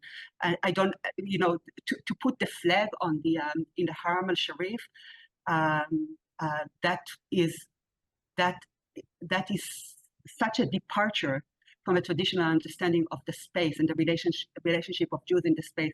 And much of what they do, this kind of group of people, and they're very marginalized, and you don't hear about them in the New York Times, is that they do a lot of reading, trying to connect to Jewish traditions in the land, in Palestine, in, like, let's say, the Ottoman period, try to connect to some of what other ways of being Jewish in the space, because unlike the American Jews, say, you know what, I don't care about you, I don't care about the Israeli Jews, I can just reclaim the diaspora.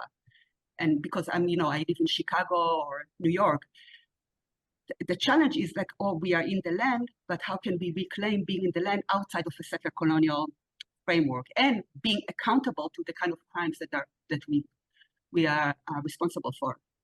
So those kind of conversations exist. Thank you, Are Atalia. really difficult to have. Yes, thank you. This is very rich. And of course, these stories are very important also because, like you said, you cannot read about them in the New York Times for the most part. We're getting close to the end of our meeting today. There were several other questions. Let me just give you a handful here quickly and then ask Mitri and both Revelation and Natalia maybe for 1 minute concluding comments.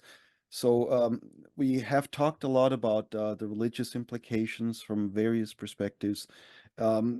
Other questions were about the political, economic, and so on ramifications. Somebody wondered about the link between militarism, religion, and settler colonialism. Somebody wondered about the role of white supremacy in the United States. Somebody else asked a specific question about the role of the economy in all of this. Somebody wanted to know the role of the International Court of Justice. These were all important questions with a lot of details, but we won't have time now to get into them. So if each of the three panelists would take a minute, and maybe let's start with Revelation, Atalia, and then Mitri will have the last word.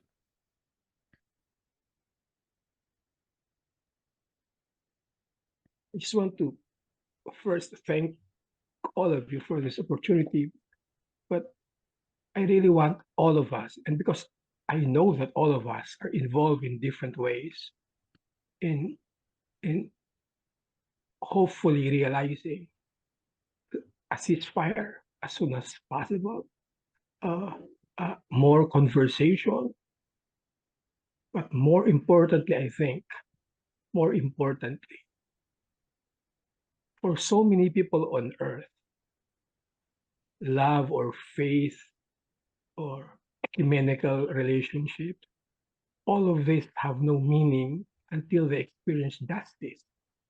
And right now, our sisters and brothers in Gaza and the West Bank need justice.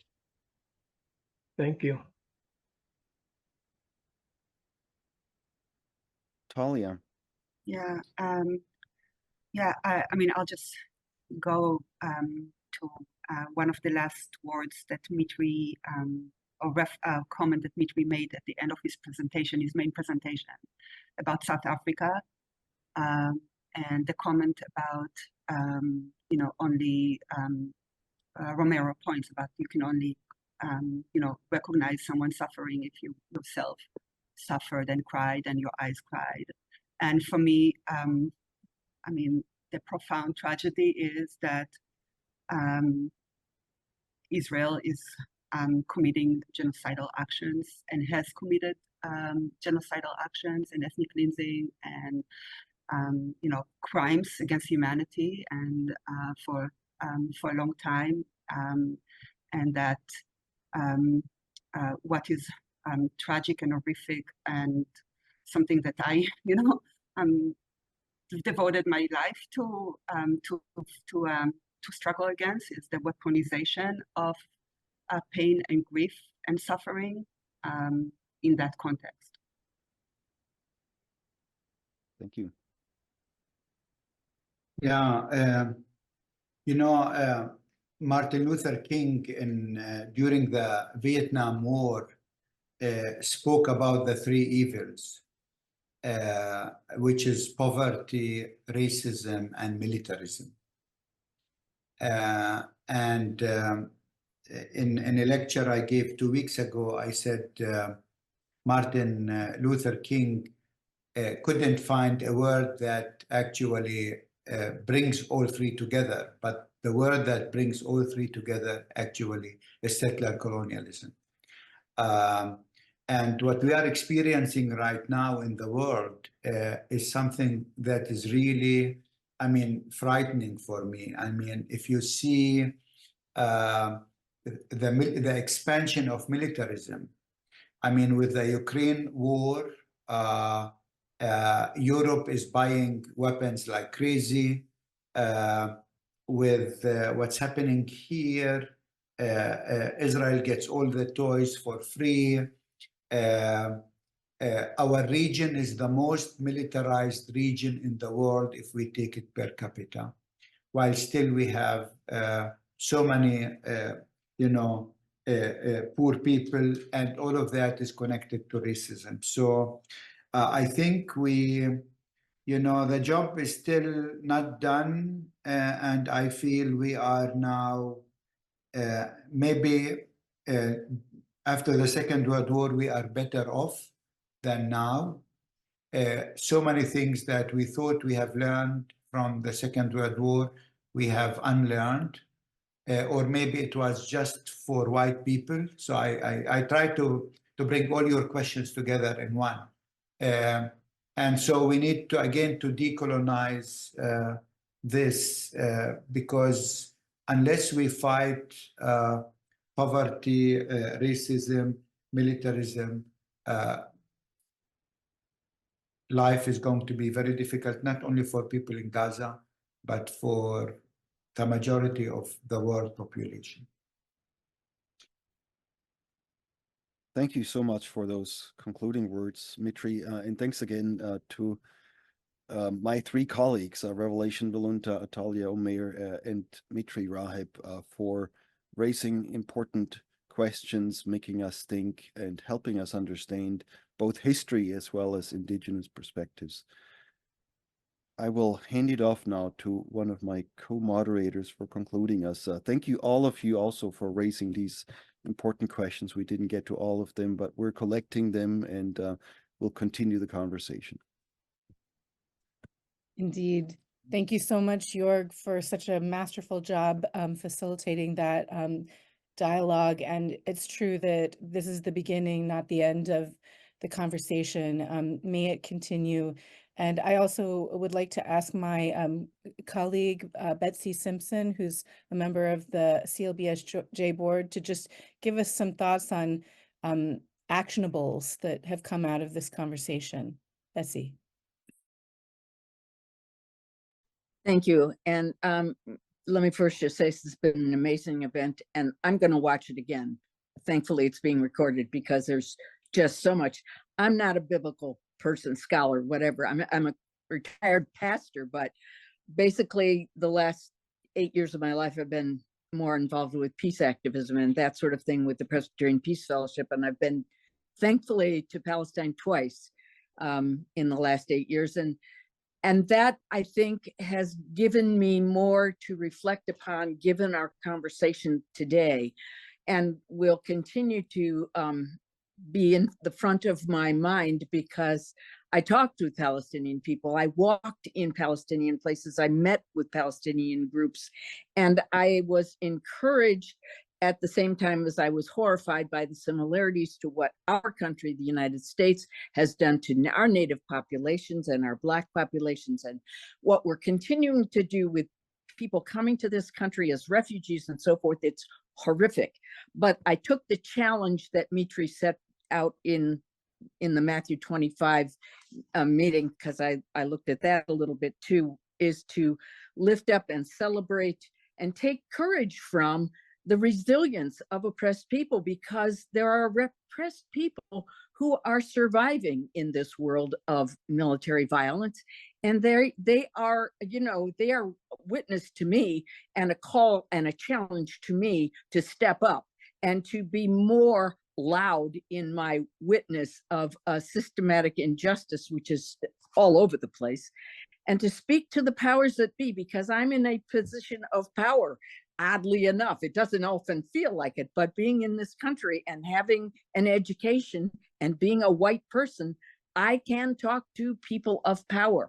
I don't know how much influence I have, but I'm going to keep talking anyway. And I'm going to get in the streets, and I'm going to form conversation groups in the congregation where I worship, and hopefully bring Mitri's book to them and have us talk about it and get this thing more widespread, because, and also with my children, but you know, at any rate, yeah, there's a lot to do. Thank you. Thank you, Betsy. And I'm going to repost the link that you shared a while back on some resources that people can check out for continued action opportunities, because it's not enough just to dig deep in reflection. We have to translate that into action. And finally, to offer us a benediction, another CLBSJ board member, Sister Sharifa Bernice Maytung, I'm going to hand you the floor now. Excuse me. Thank you, Amy. And thank you, community, everyone, for sharing time this morning, or this afternoon, or this evening, wherever you may be sharing space. I just want to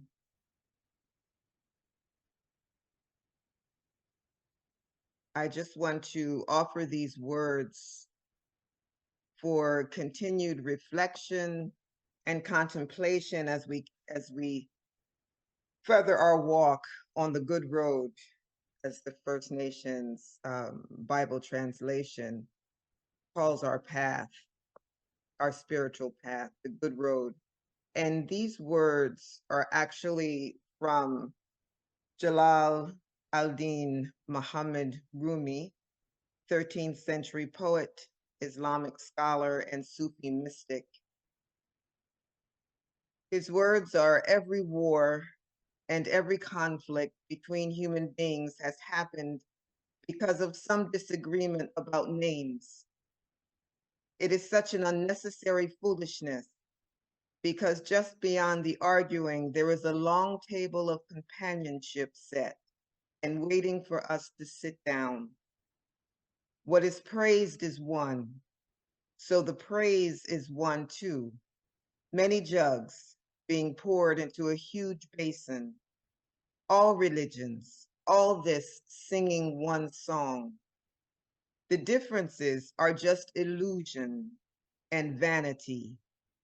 Sunlight looks a little different on this wall than it does on that wall, and a lot different on this other one, but it is still one light. We have borrowed these clothes, these time and space personalities from a light. And when we praise, we are pouring them back in. Jalal al-Din Muhammad Rumi. Amin.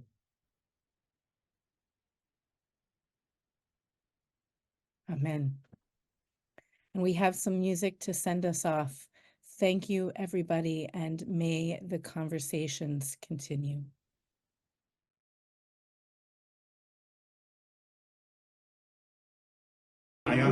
We were, yeah, she's standing back. She heard it, she's standing back.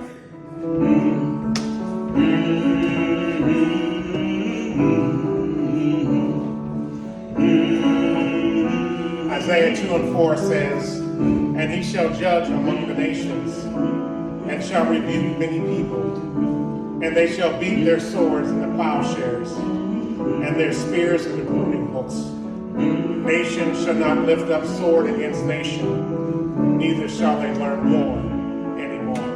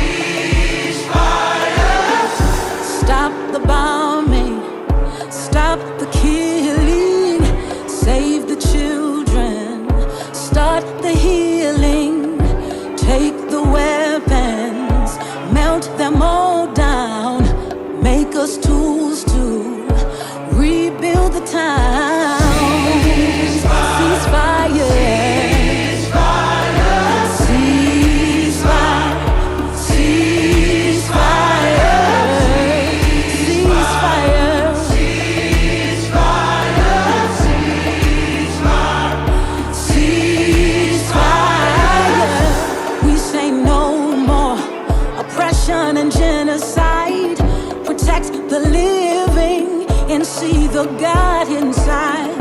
Free the people, tear the walls down, stand for justice on this sacred ground. Ceasefire.